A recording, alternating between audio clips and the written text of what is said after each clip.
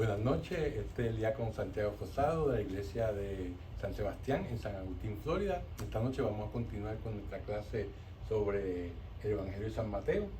Pero antes de empezar la clase vamos entonces a hacer nuestra oración para antes de leer la Sagrada Escritura. En nombre del Padre, del Hijo y del Espíritu Santo. Señor Jesús, abre mis ojos y mis oídos a tu palabra. Que lea y escuche yo tu voz y medite tus enseñanzas. Despierta mi alma y mi inteligencia para que tu palabra penetre en mi corazón y pueda yo saborearla y comprenderla. Dame una gran fe en ti para que tus palabras sean para mí otras tantas luces que me guíen hacia ti por los caminos de la justicia y de la verdad. Habla, Señor, que yo te escucho y deseo poner en práctica tu doctrina, porque tus palabras son para mí vida, gozo, paz y felicidad. Habla, Señor, tú eres mi Señor y mi Maestro, y no escucharé a nadie sino a ti. Amén. Entonces, esta noche vamos a cubrir el capítulo 18, ¿verdad? Y en este capítulo vamos a ver los discursos sobre la vida en la iglesia. O sea que esto, no solamente el capítulo 18, sino hasta el capítulo 20, ¿verdad? Jesús va a estar dándonos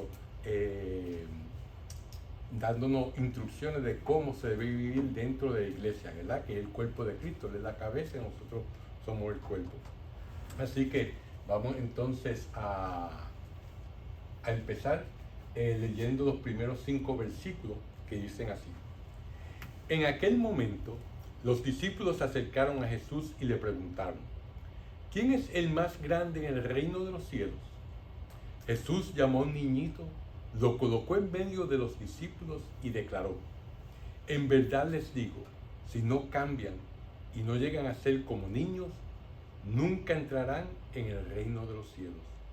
El que se haga pequeño como este niño, ese será el más grande en el reino de los cielos. Y el que recibe en mi nombre a un niño como este, a mí me recibe. Palabra de Dios. Pues fíjense que la pregunta de los discípulos está en tiempo presente, no que si va a ser en el futuro, ¿verdad? Ellos dicen: ¿quién es el más grande en el reino de los cielos? ¿Verdad? Y por lo tanto, se trata de saber a quién le corresponde la situación de mayor privilegio entre los miembros de la comunidad, ¿verdad? La comunidad de ellos, de los 12 apóstoles, y por ende, pues, más tarde la comunidad de toda la iglesia, ¿verdad? El tema en cuestión es la verdadera grandeza ante Dios y su reino presente y futuro. No es quién es más grande aquí en la tierra, sino quién es más grande ante los ojos de Dios. Es lo que la pregunta no está, la que la pregunta está cuestionando. Jesús responde a la pregunta de los discípulos no solo de palabras, sino también con una acción simbólica. Llama a un niño y lo pone en medio de ellos, ¿verdad? De este modo, el gesto y las palabras se iluminan una a otra. El reino de Dios no es una realidad que se adquiere con las propias fuerzas. Como hemos dicho ya muchas veces, nosotros no nos ganamos el cielo.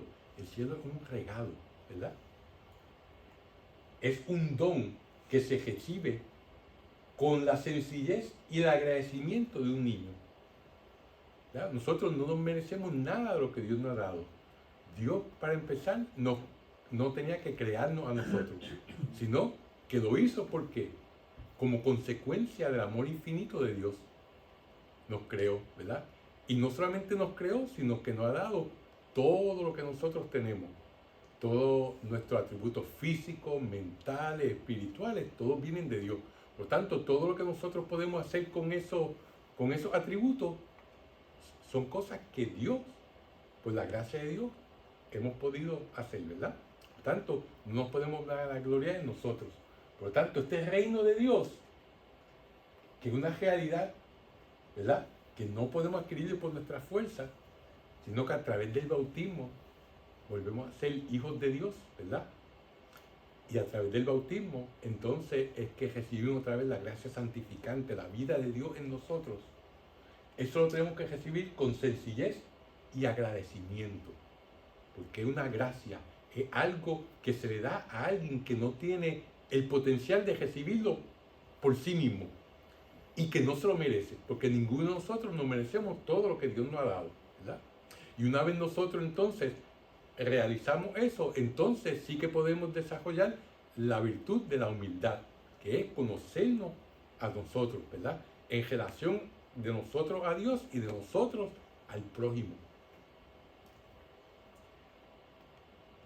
Por eso, el que se hace como un niño, ese es el más grande en el reino de los cielos, en el presente y en el futuro, ¿verdad? Al decir, si ustedes no cambian, como dice en el versículo 3, Jesús pone bien de manifiesto que para hacerse como niño se requiere una auténtica conversión, ¿verdad? Y esa palabra conversión viene del griego, en el griego se llama metanoia. Y lo que significa en el griego es uno cambiar de dirección. Uno va en una dirección y cuando tiene una conversión, cuando verdaderamente acepta a Jesús, ¿verdad?, como su Salvador y verdaderamente lleva la vida acorde con los mandamientos de Dios, entonces esa dirección que uno iba cambia.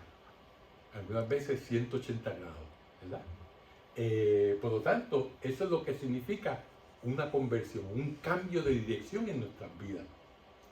La exhortación a hacerse como niño no es una invitación a la niñería.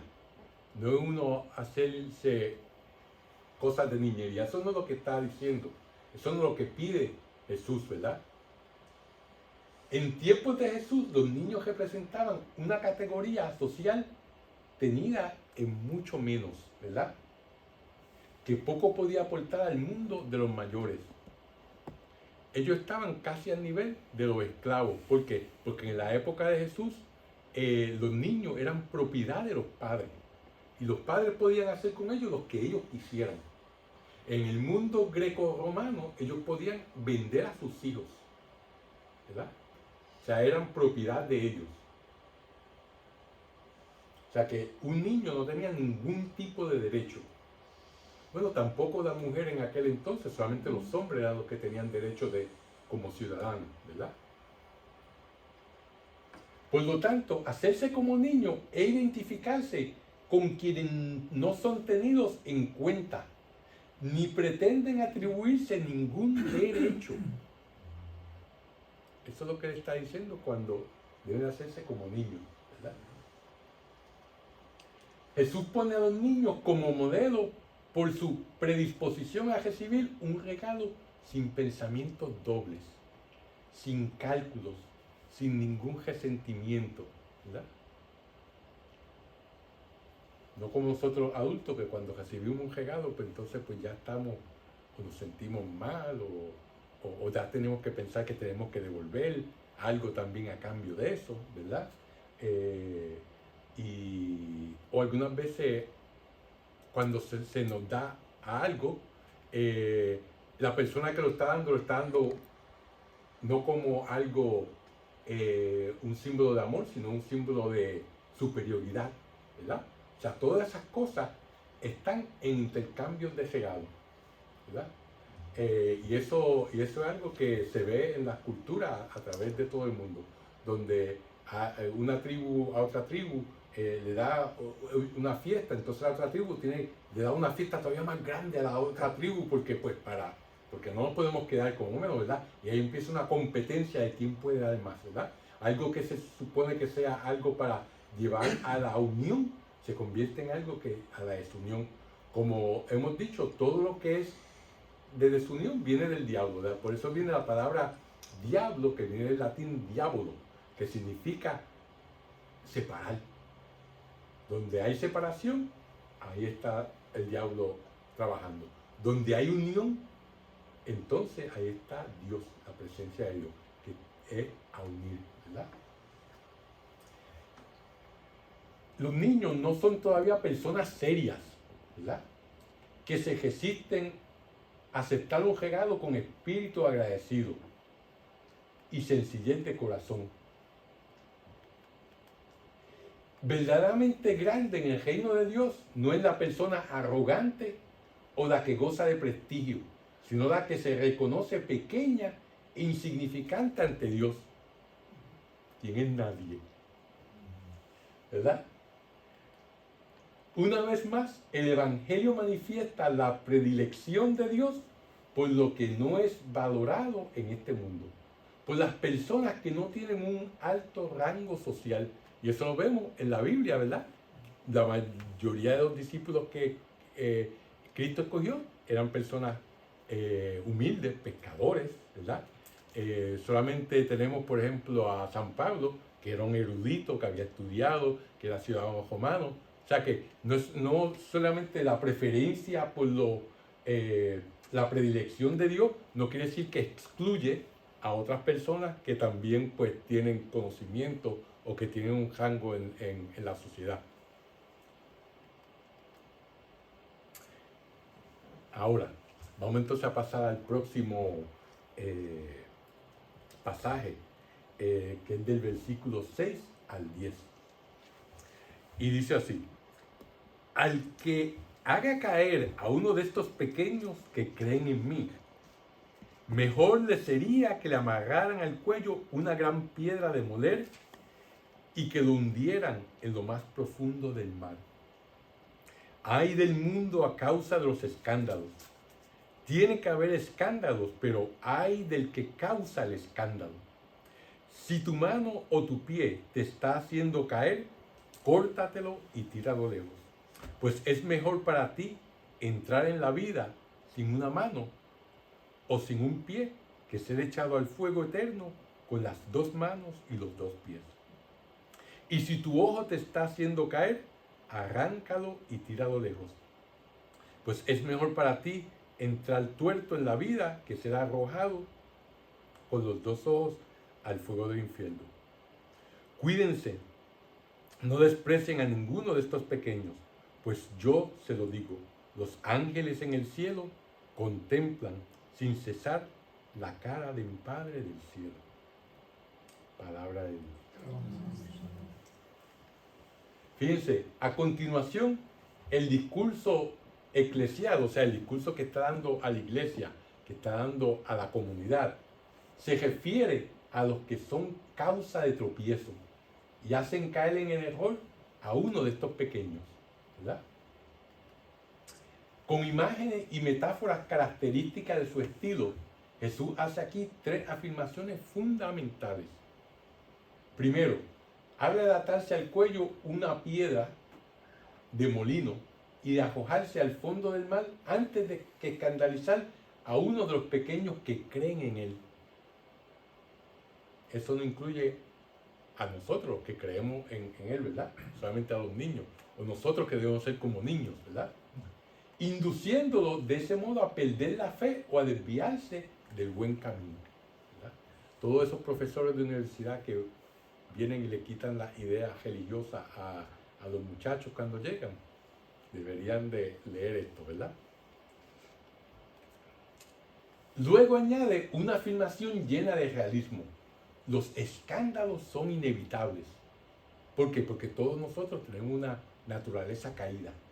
Pero esto no elimina la responsabilidad personal cuando él dice, ay del mundo a causa de los escándalos.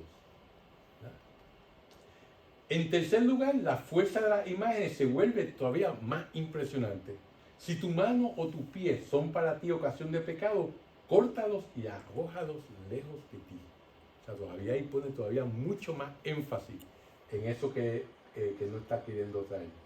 De este modo Jesús hace ver que incluso un gran mal, como la pérdida de la mano o del ojo o del pie, es preferible a ser motivo de escándalo para los miembros de la comunidad creyente.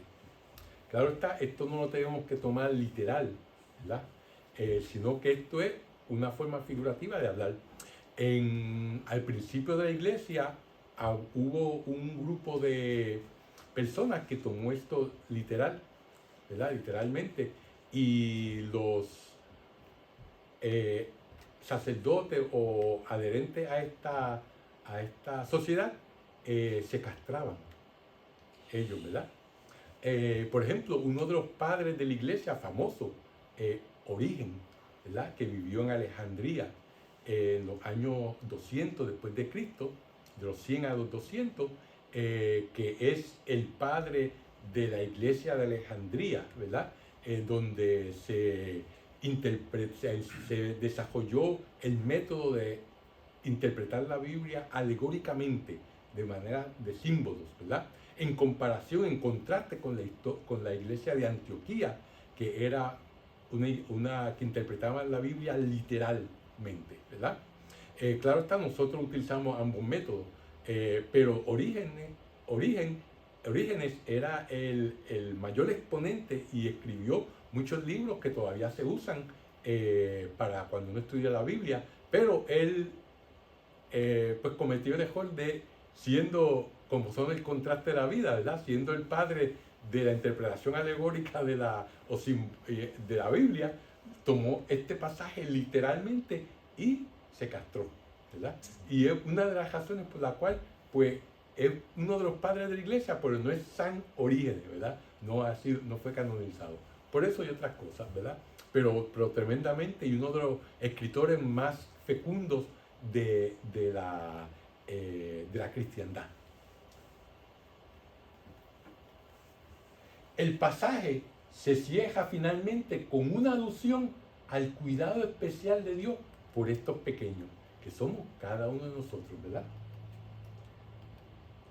La mayor parte de los manuscritos antiguos omiten el versículo 11, que dice, porque el Hijo del Hombre ha venido a salvar lo que estaba perdido, que ha sido tomado de Lucas capítulo 19, ¿verdad?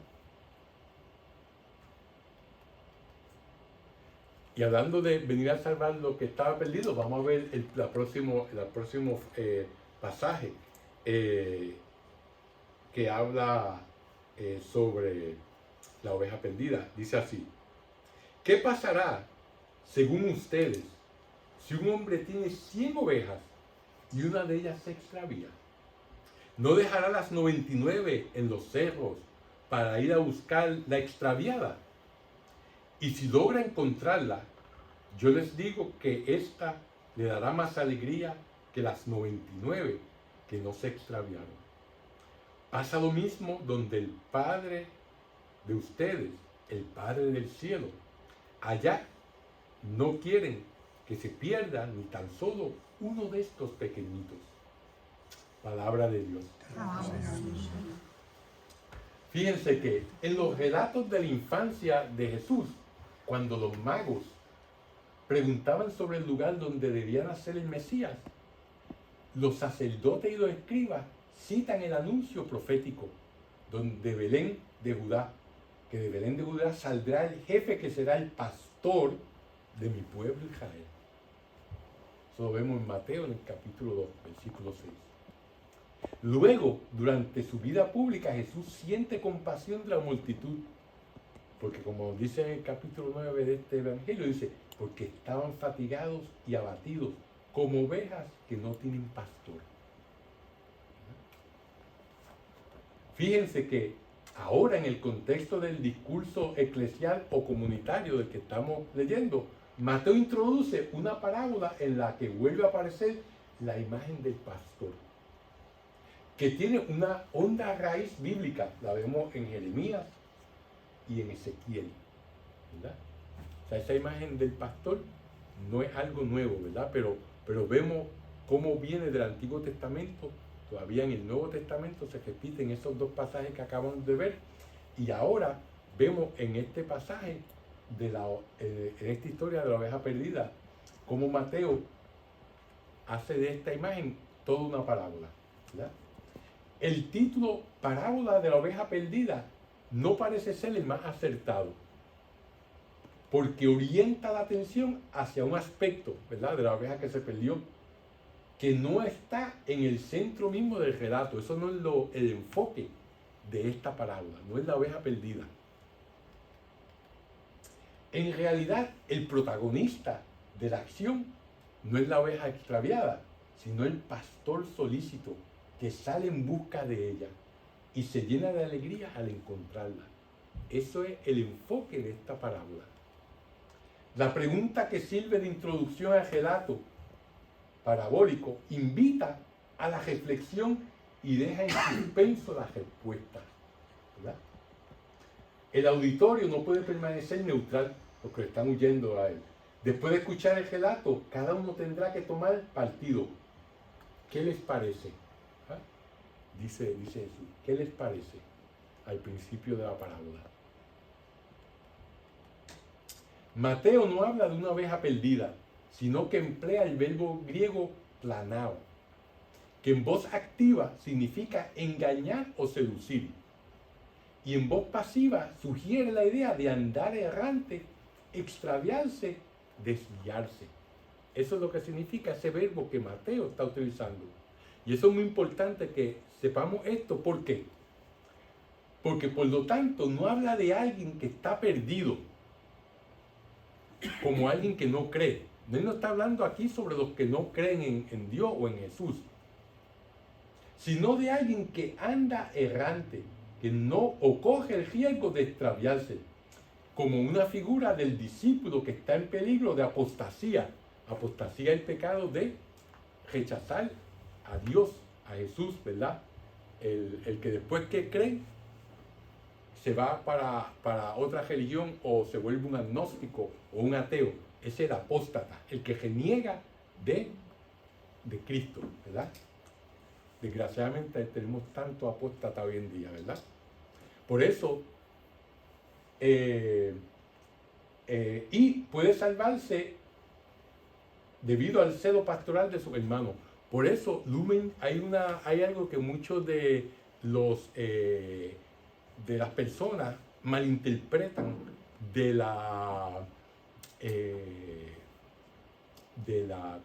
el documento de Vaticano II, Lumen Gentium, que dice, que creo que en el párrafo 12, que dice que que hay personas que tienen oportunidad de salvarse si no han oído la proclamación del Evangelio o no conocen a Jesús. Entonces las personas creen que pues alguien que estaba en la iglesia, pero que cree, ya no cree en Jesús y cree en otra cosa y se va, pues esa persona tiene un chance de salvarse. La posibilidad, pero solamente Dios lo sabe, uno lo sabe, pero de eso es que no habla Lumen Gentium. Lumen Gentium habla de las personas que, por ejemplo, un niño en el medio de África que nunca en su vida ha conocido el Evangelio o ha hablar de Jesucristo, tiene una oportunidad a salvarse. Porque si sigue la ley natural que Dios ha puesto en nosotros, que está en nuestros corazones, que son los 10 mandamientos, todo el mundo sabe que honrar al padre y a la madre es algo que debemos de hacer, que matar al inocente es algo malo. Pues no importa si usted es chino, ruso, americano, colombiano, sabe eso está en su corazón. Y no importa si vivió en el siglo I antes de Cristo o en el siglo XXI, sabe que eso es algo que debe de hacer, ¿verdad? Pues a eso que se refiere ese pasaje de Lumen Gentium. No a las personas que después de haber oído la proclamación del Evangelio, después de haber recibido los sacramentos, entonces se van. Eso es lo que es la apostasía, el pecado de la apostasía. Uno de los 3 grandes pecados que en antaño solamente podían ser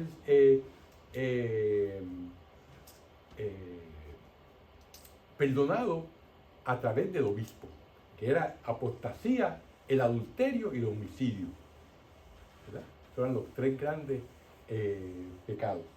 Por lo tanto, este verbo no está diciendo de quien Mateo está hablando, no es de aquel que no cree o nunca ha oído hablar de Jesús. Está hablando del que es discípulo, el que ha oído hablar de Jesús, pero entonces está en vía de irse por el mal camino, ¿verdad? Esa es la oveja perdida de que habla aquí.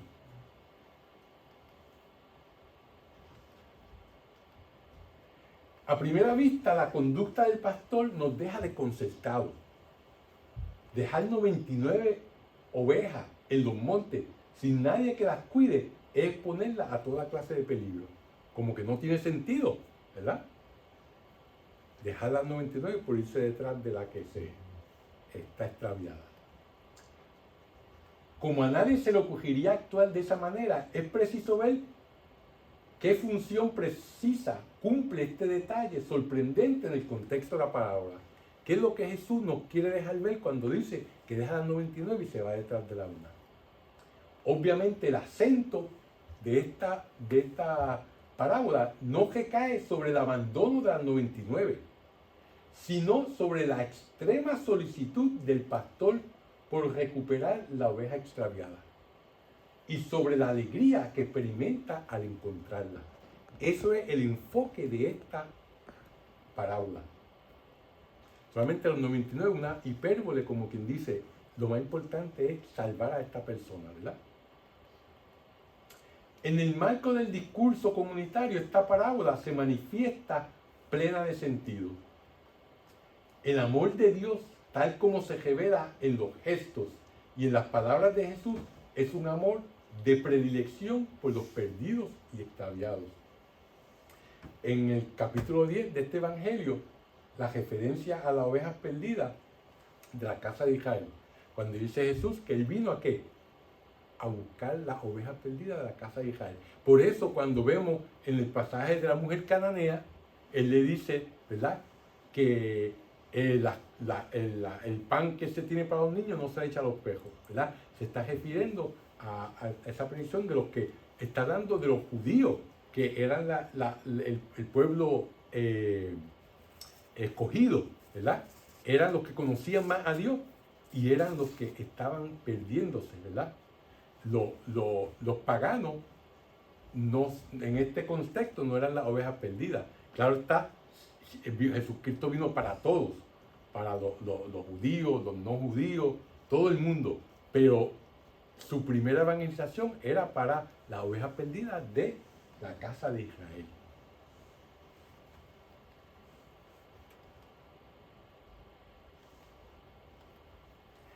Si el amor gratuito de Dios se inclina con tanta solicitud sobre los que tienen necesidad de ser acogidos y perdonados, los otros 99 deben proceder de la misma manera.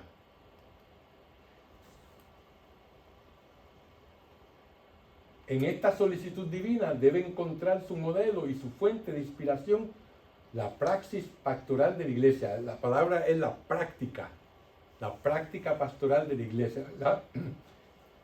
Esta parábola debe ser el modelo de la evangelización de la iglesia, ¿verdad? Vamos entonces a seguir con el próximo pasaje, que son del versículo 15 al 20. Y dice así: si tu hermano ha pecado, vete a hablar con él a solas para reprochárselo. Si te escucha, has ganado a tu hermano. Si no te escucha, toma contigo una o dos personas más, de modo que el caso se decida por la palabra de 2 o 3 testigos. Si se niega a escucharlos, informa a la asamblea. Si tampoco escucha a la iglesia, considéralo como un pagano o un publicano. Yo les digo, todo lo que aten en la tierra, lo mantendrá atado el cielo. Y todo lo que desaten en la tierra, lo mantendrá desatado el cielo. Asimismo, yo les digo, si en la tierra 2 de ustedes se ponen de acuerdo para pedir alguna cosa, mi Padre Celestial se lo concederá. Pues donde están 2 o 3 reunidos en mi nombre, ahí estoy yo, en medio de ustedes. Palabra de Dios. Alabamos, Señor. Fíjense que según la parábola del trigo y la cizaña que vimos en el capítulo 13, la iglesia es como el mundo, un campo de cultivo en el que la buena simiente y los abrojos crecen juntos hasta el fin de la historia, donde vendrán los ángeles y entonces cortarán, y la cizaña la echarán al fuego y el trigo a los graneros de Dios, al cielo, ¿verdad? El Hijo del Hombre enviará a sus ángeles y estos quitarán de su reino todos los escándalos y todos los que hicieron el mal, que es la cizaña. La comunidad cristiana no es una sociedad absolutamente libre de pecado y conflicto, como todos y cada uno de nosotros lo sabemos, ¿verdad? que en la iglesia los conflictos no se resuelven como en la sociedad ordinaria. Deben resolverse de una manera diferente. Así la verdadera iglesia florece cuando se practica la reconciliación y el perdón. Como dice San Agustín, donde está el perdón de los pecados, ahí está la iglesia.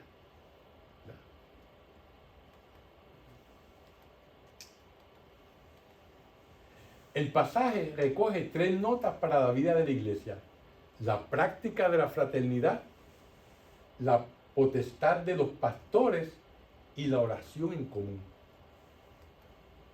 Los cristianos, y especialmente los pastores, deben velar por sus hermanos como hizo Cristo, para que ninguno se pierda, como dice Juan en su Evangelio.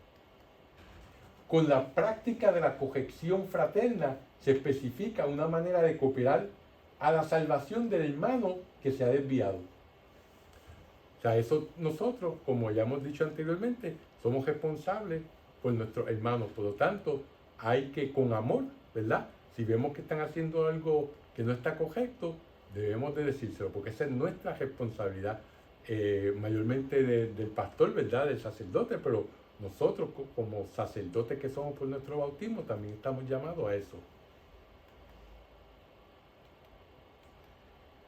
La última solución, tenerlo por pagano o publicano, si no oye a la iglesia, ¿verdad?, equivale a la excomunión, entendida como recurso final para salvar su alma. Eso lo vemos en la primera carta de San Pablo a los Corintios. La excomunión, muchas personas la interpretan, no es como algo que se rechaza a la persona, no, es una acción donde se toma para que la persona se dé cuenta de lo mal que está fuera de la comunión con sus hermanos, ¿verdad? Y entonces eso lo haga recapacitar. Y es algo que verdaderamente ya la persona lo está haciendo, porque si la persona está viviendo o haciendo algo en contra de lo que Dios manda, ya esa persona se ha excomunicado ella misma, ¿verdad? Todos esos que practican cosas que están en contra de la ley de Dios, la iglesia no tiene que excomulgarlos, ya ellos están excomulgados de por sí, que están viviendo en pecado mortal.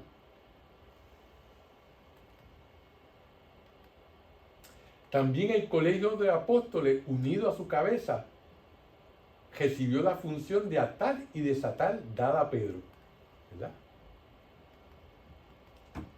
La tradición de la iglesia ha entendido estas palabras del Señor en su sentido genuino.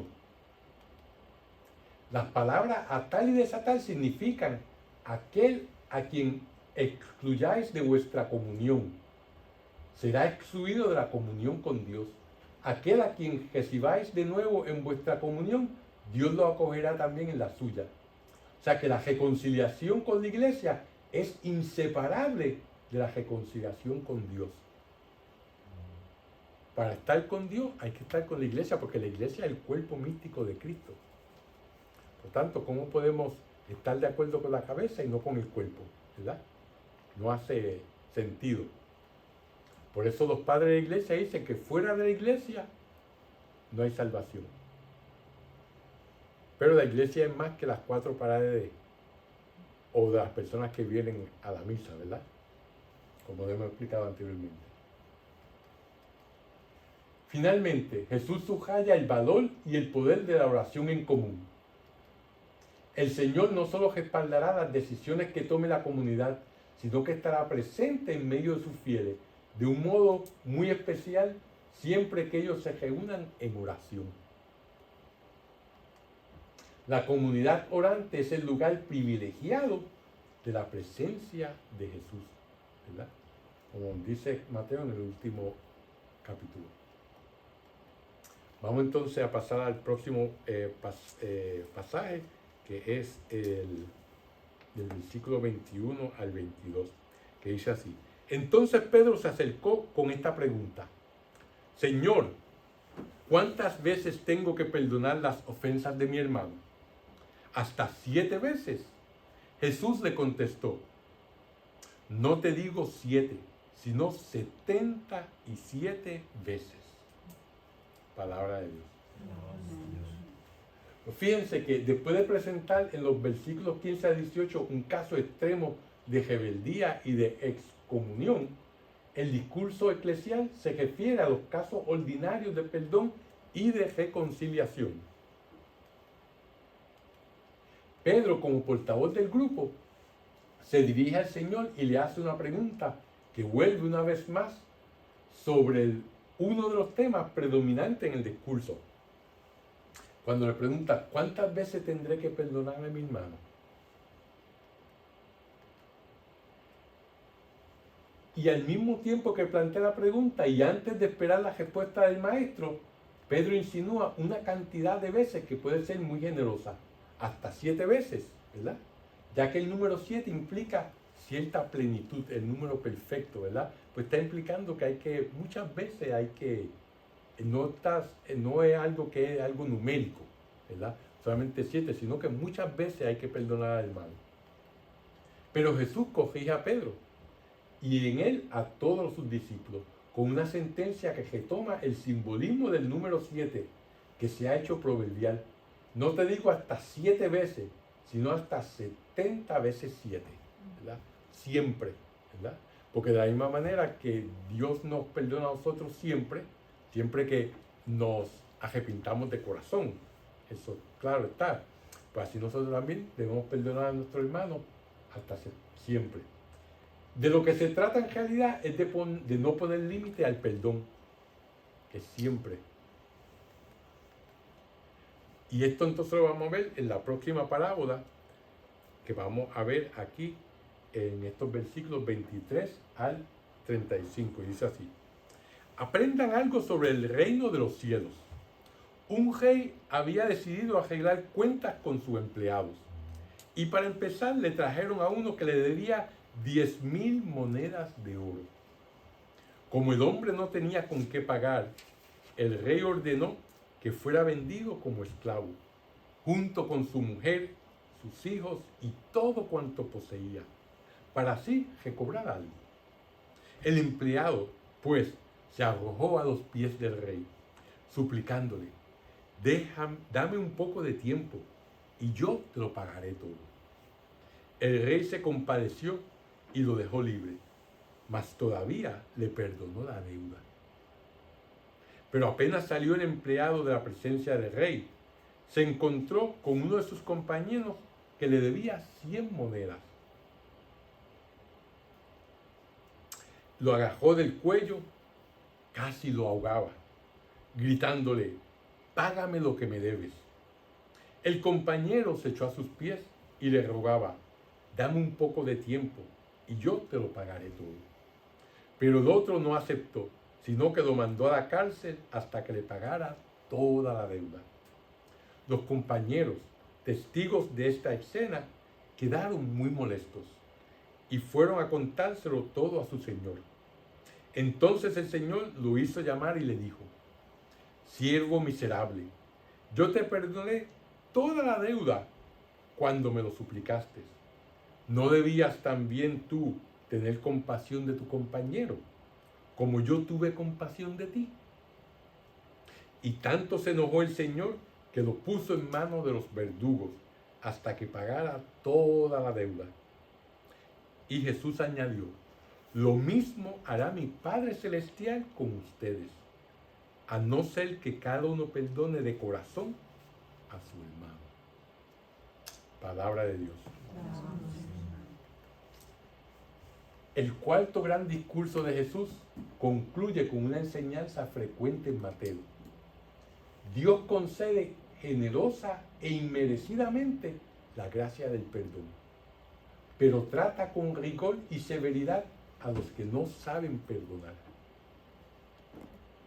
Esta enseñanza adquiere especial relieve en la parábola de los 2 deudores, que no tiene paralelos en los otros evangelios sinópticos. O sea, esto no se encuentra ni en Marcos ni en Lucas, ¿verdad? Solamente en Mateo. 10,000 talentos era una suma exorbitante, quizás la suma más alta que podía imaginar el auditorio de Jesús. 70 millones de veces un denario era esa cantidad. Y un denario era el salario de todo un día de trabajo. Así que estamos hablando de mucho, mucho dinero. Ante la absoluta imposibilidad de pagar esa suma, el deudor reacciona de la única manera que podía hacerlo. Se arroja a los pies del rey y suplica que retrase la ejecución. Pero su acreedor, el rey, ¿verdad?, de manera por demás inesperada y sorprendente, le concede mucho más de lo que él le está pidiendo y le perdona toda la deuda.